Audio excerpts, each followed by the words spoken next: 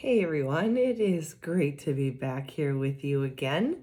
Again, my name is Angie and I am an above knee amputee, and I have had an amazing last week of life. It has been incredible. I've been grateful and blessed, and it's just been an amazing last week. And I thought I would share a little bit with you and titling this podcast Try.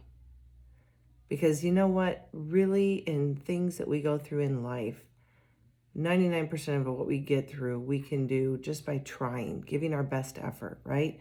A lot of times it just becomes being inspired, being able to push forward, overcoming some obstacles, whether they're mental or physical, but just trying can be more than half the battle. And sometimes we need to, I always tell my own self, suck it up, buttercup, because you know what? Life is just way too short. You're not promised tomorrow. And I think it's kind of apropos that I am actually recording this in the evening before I post this, as I'm sitting here, and I usually don't normally, bright daylight coming in. And if you're watching this on YouTube, you can tell it's a little bit darker. And I am more in my Southwest garb because I got to go and visit my horses today. And so I'm smelling a little like horse, feeling a little cowgirlish, and thought, you know what, I want to talk to you a little bit about trying. So this past week, I had a big birthday, and I have been on a journey since my amputation to always do more, to better myself, to reach higher goals. And you can go back into some of my episodes and we talk about goal setting and why those are important, and your mindset and your attitude and everything. But when it comes down to it, all you need to do is try. And you don't try for anybody but yourself. When it comes down to it, if you aren't happy with where you're at, you have to ask yourself, have I tried? Am I trying to reach that goal? Am I trying to set goals? Am I trying to do a little bit more each day, even when it's hard? And I get it. It's hard. Life is hard. I don't know what you're going through. I can only speak to what I'm going through. And yeah, there are battles within me every day. Every day I wake up, I have to put my leg on. Some days I have blisters, I don't want to put it on, and I still do. I know I can't get anywhere location-wise without my leg, because I'm still nursing, I think, a cracked rib and a shoulder issue. Crutches are not my friend right now. But I need to try. Of course, when I try, I take on the whole world as a mom of two teenage boys and a wife. Of course, I'm giving my best effort for my family because I can't be the best for them if I'm not giving my best, or at least trying to. But I also try for my own sanity, for my own mental health, for my own physical health. I need to get out and try things. I have to overcome fears, overcome doubt, and just do what I need to do. So let me take you back a little bit. On the journey that I've been on in 2021, I have decided to create a team for Range of Motion Project Global, which is a company that brings prosthetics and prosthetists to underprivileged places. They have a few countries they work with. They've done an amazing job. They get parts from other prosthetists to bring, and they use people like me and able bodies, not amputees, to climb, to hike, to move. Mobility is their key, to raise awareness about the freedom of mobility, but also to raise funds. And the reason I've really loved working with them is, one, obviously I'm in that boat. Like, I know how hard, even in the world I live in, how hard it is to convince an insurance company that I need and deserve the best leg there is. But there are a lot of people that don't even have that opportunity. So if I fought for it, imagine places that don't have good insurance or insurance at all, for those that don't even have a place that can create a prosthesis for them. And that's what this group does. Well, I also love the fact that not only can I raise money to help them and help others feel the independence that I get to feel now with my leg on, but I also in the journey get to actually exercise. When I exercise, I post about it. When I post about it, people see my mobility. When people see my mobility, then I can really preach to that belonging and need for the freedom of mobility, because it has made a difference in my life. Like, I elected to amputate, but I didn't know how hard it would be for me to actually get a prosthesis. And until you've kind of gone through that, you really have a hard time appreciating the journey of losing a limb and then having to fight to have mobility. And I'll tell you, putting on my prosthesis in the morning when it's a great day, I am grateful beyond measure that I have this and that I can move better than I ever did the past several years of knee surgeries. And then there's days that are really hard and I have a hard time putting it on and I have a hard time walking in it, and it wears on tears in your heart and your mind and your game, and you're not feeling your best. And those are those moments where, man, it's really hard to see this as a gift. But that's why we go through those hard times, because then when we come to good times, we can really live in the good times and really enjoy when things are fitting perfect and feeling the best they've ever felt. So I'm doing this, and I have a team of about 14 people, and we're called the Rompin Warriors. And our goal this year was a full goal. Like, it was for the year of 2021. We were, as a collective group, to trek 2,021 miles any way we wanted, hiking and biking and swimming, walking, running, you name it. However, it gets you out and mobile. So there's no limit. It's really just to bring awareness to mobility and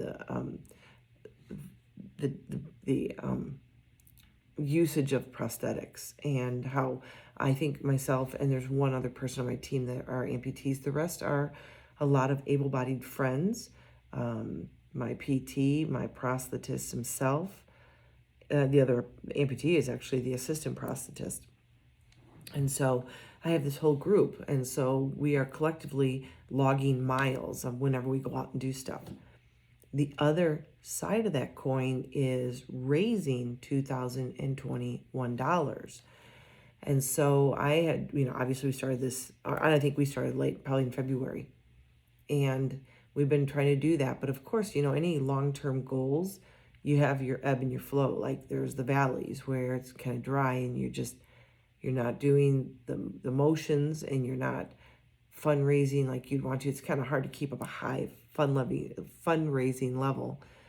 So I decided to kick it into high gear because we were getting there, but I was probably about $700 or $800 shy at the beginning of October. And I decided to use October and my birth month and the big birthday I had this year, the big 50.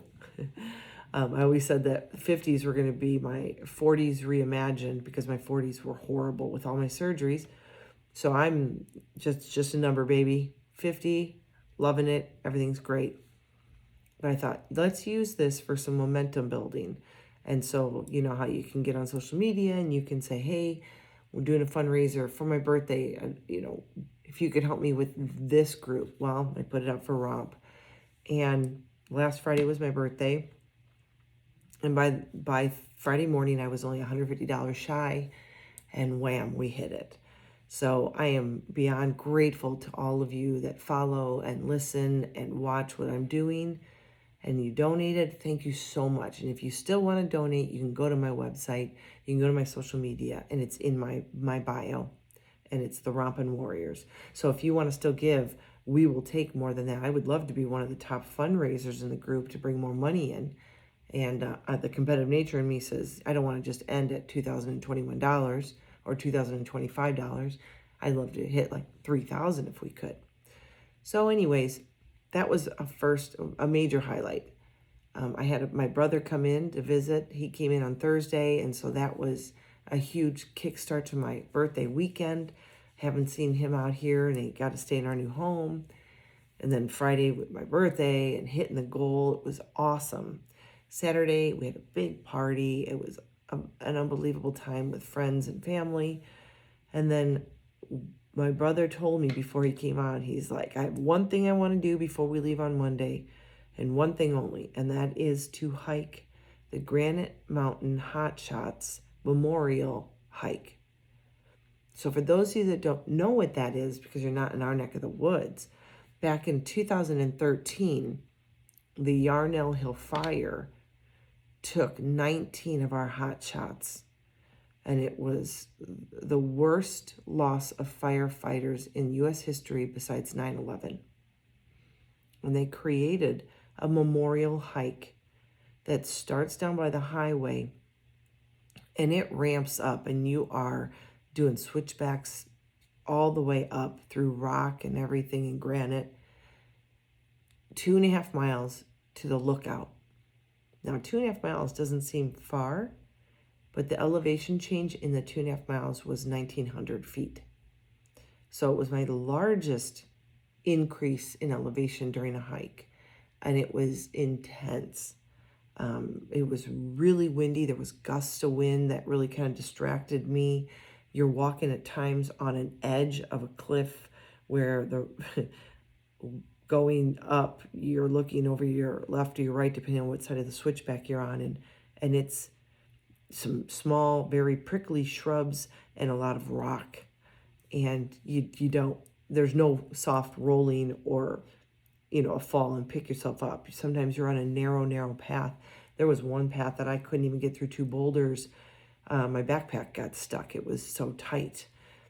And when you're an amputee, you kind of have a wider gait for balance. And I was using my sticks, my hiking sticks, for another point of contact. And it was awesome.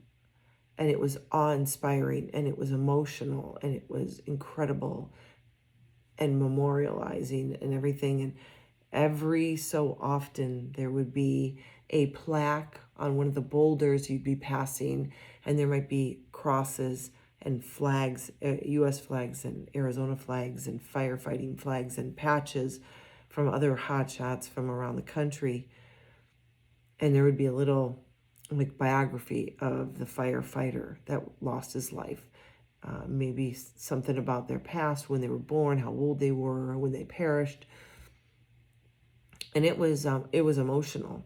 So it was really nice to be able to do this, because just over a year ago, I went with this brother's son, and we were heading from Prescott to the airport to drop him off, but he wanted to see the memorial.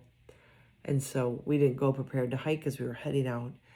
And we went up to the very first, all we were going to do is hit the very first memorial rock. And it was with the superintendent, Eric Marsh. And we got there, and that was crazy intense for not being prepared to hike and not being in my hiking gear and boots, my backpack, things like that. It was an intense hike just to get to his first memorial. And I knew we couldn't do the rest. We didn't have the time. And it was also August. So for those of you that know Arizona, in August, it was 100+ degrees. It was incredibly hard. When we got back down, I said, someday I'm going to hike to the top.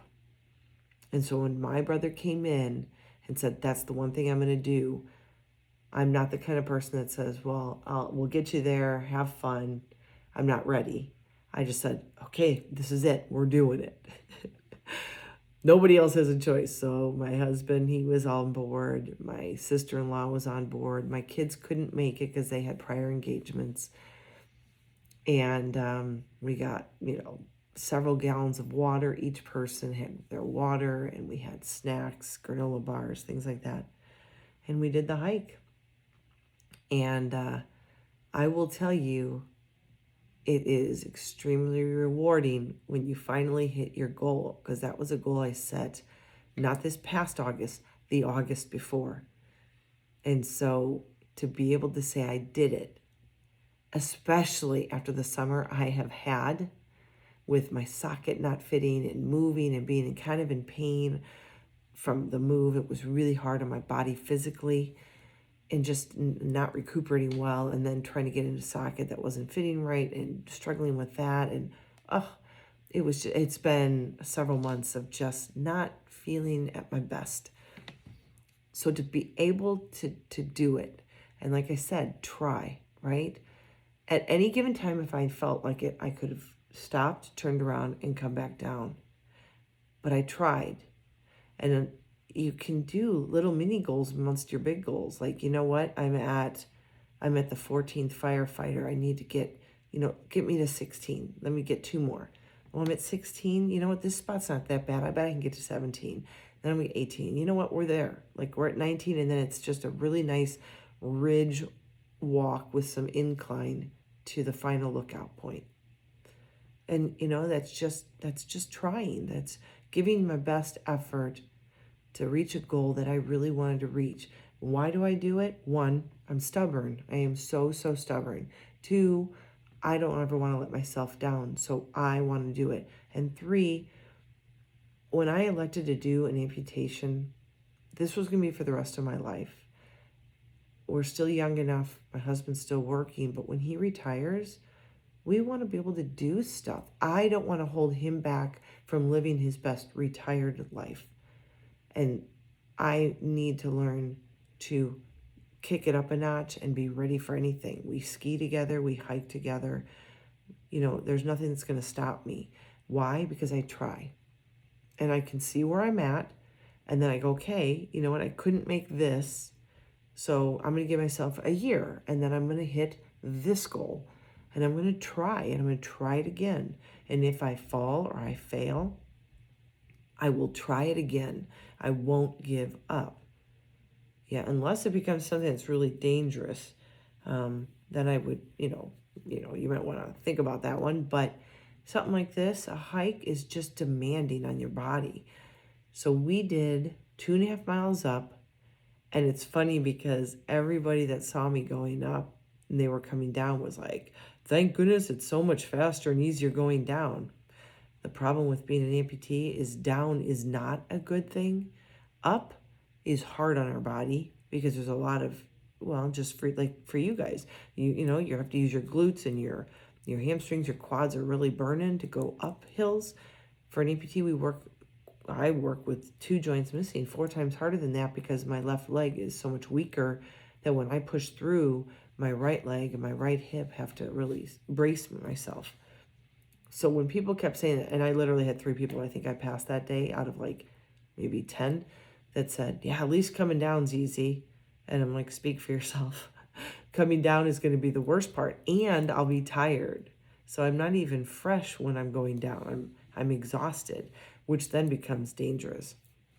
So we get to the top, 2.5 miles, and I really would love to have gone down to the actual site where they perished to really pay my respects and honor them. But we didn't start early enough, and we were going to be racing dusk as it was, and there is no way I could have done this in the dark. That would have been a problem. So my husband and I, we turned around and we started hiking it down, and my brother and his wife wanted to hit the memorial and then back up. And he said that on the way back up, he was almost ready to pass out. It was really an intense 1 mile down, 1 mile back up to the top, and then the 2.5 miles. So we started heading back down, and it was a little bit faster. And of course, as soon as I spoke those words, it got dicey. and then the wind started kicking up in certain corners, and then I was distracted because my hat was trying to blow off, and I needed to stay focused. I had one fall, which I'm actually impressed. It took literally all the way past to the very first memorial. It didn't happen until just before it. And so we were almost down. We could see our car. And I'm not kidding when I say, if you're going to start to lean towards the cliff, you will totally overcompensate. And that's what I did. I was actually starting to teeter towards the edge and totally whipped myself back, overcompensated, and caught myself off guard and went down hard. So, Randy, if you're listening, I'm sorry. I scratched up my brand new socket. I was trying so hard not to ruin it, and I scratched it a little bit up on my hip. So we may have to do a little buffing out. But needless to say, it looked uglier than it felt. I was fine. I didn't even scratch any part of my body. I actually landed right on the hip, which my socket was on. And then we made it down. And I'll tell you what, we did 5 hours, 5 miles in 5 hours. And I was trying to cruise as quickly as I could and as safely as I could. So you can say that's a very long day of hiking to do 5 hours. But the reward at the end was awesome because I tried and because I succeeded.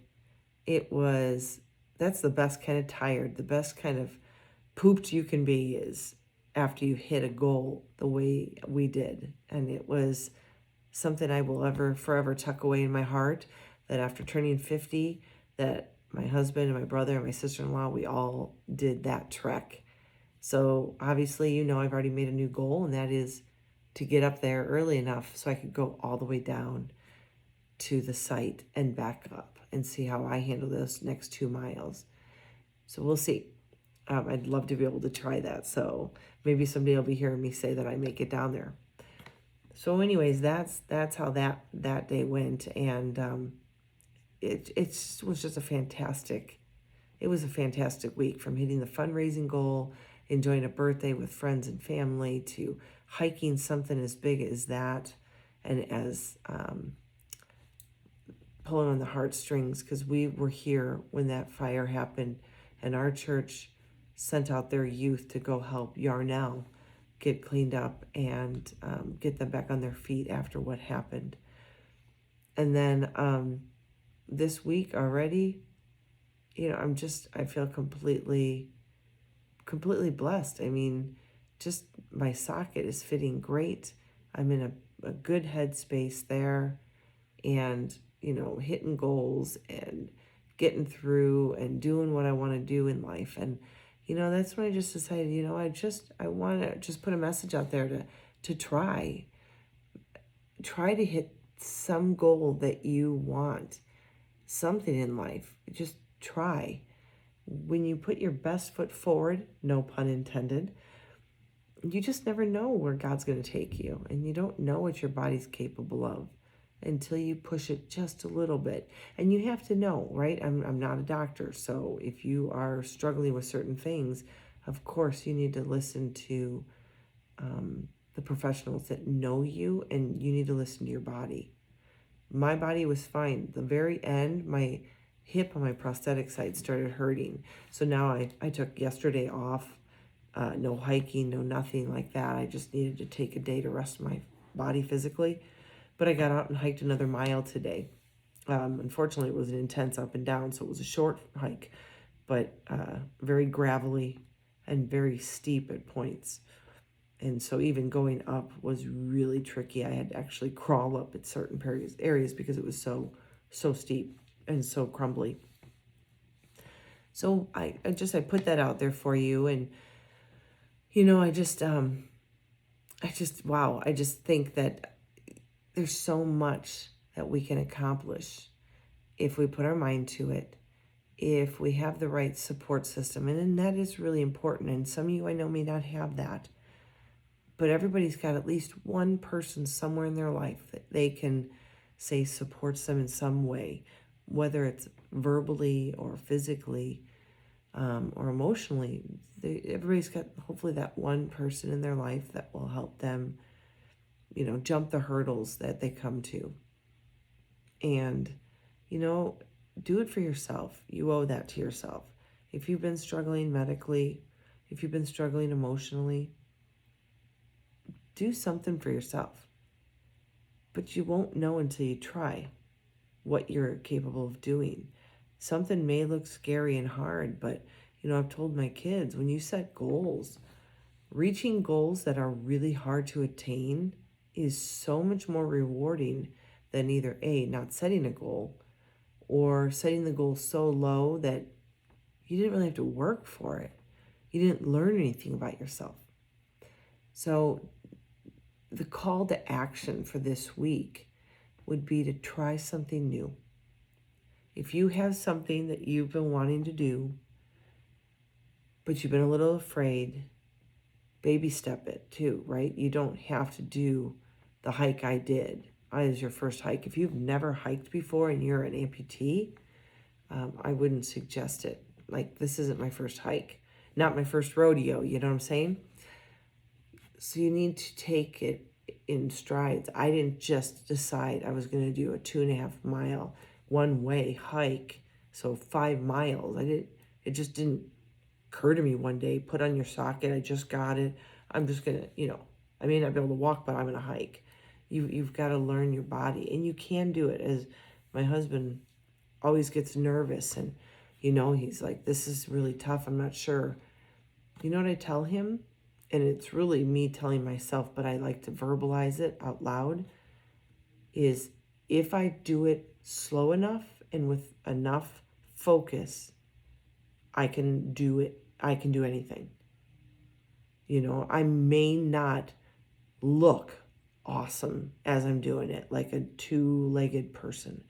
And I may not have the speed that I wished I had, like a two-legged person. But I did get out there as an amputee and an above knee amputee. And I did 5 miles. So if I can do that, and it was literally baby steps. I mean, unfortunately, only way I get to enjoy the scenery when we're out there and doing something like that is to stop, get stable, and look around. I'm constantly looking straight at the ground, just a couple feet in front of me, making my next move in my head. It's almost like a chess game with my footing, because I've got to know what I can and cannot do. And my prosthetic leg isn't going to lift as high over a rock sticking out of the ground as my good leg. So I actually, it's like literally like a chess game to me. I have to pre-plan my moves, and I don't do it until it's like 1 to 2 moves ahead. If I step here and then I step here, then I'll be clear to get through that boulder area or whatever. So it's baby steps, right? Take things in slow strides to get your groove.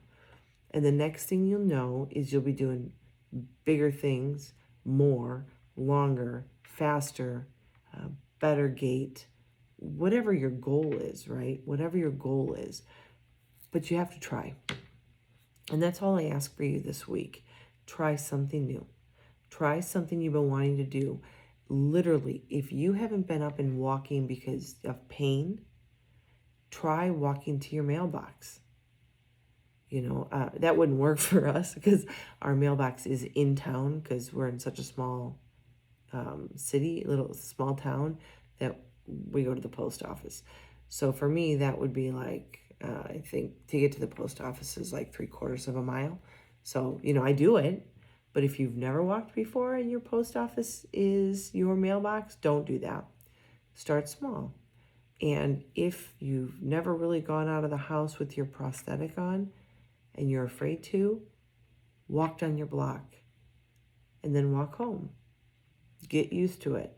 I know that the first time I put on my running blade, I was doing it in the evenings because I didn't want anybody to see me flub up or trip or fall. Or I've watched my gait when I try to run and I look like a baby deer that just was born. It's not a pretty sight, and that will come with confidence in time. But, I get it. I get being shy. I get not really feeling confident and wanting to be, but the only way you're going to get confidence is to try and to try and to try and to try. Have I fallen on my running blade? Yes.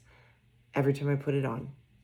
Every time I put it on, I could walk 2.5 miles in it or run walk, and that last quarter mile is when I will get tired. My brain will start wandering somewhere else and I'll fall. It happens. But I choose to pick myself back up and try it again. Now, I will have to take my own medicine on that because I have not been in it lately, but it's because for the last 6 months I've been touch and go with how my nerve ending, actually since before December, before my TMR surgery. I've had such bad nerve pain that jumping on my limb did not sound pleasant at all. I would be lucky to be walking without pain if I had a day I could walk without pain.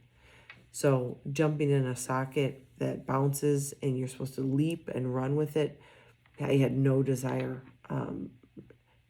I was not in a good place to be able to do that. So, I will get back into it. I will start posting videos because you need to see how ugly it is. And I need to be as transparent so you can understand that everything I do is not easy. Everything I do is not something that just I'm lucky and it just happens for me.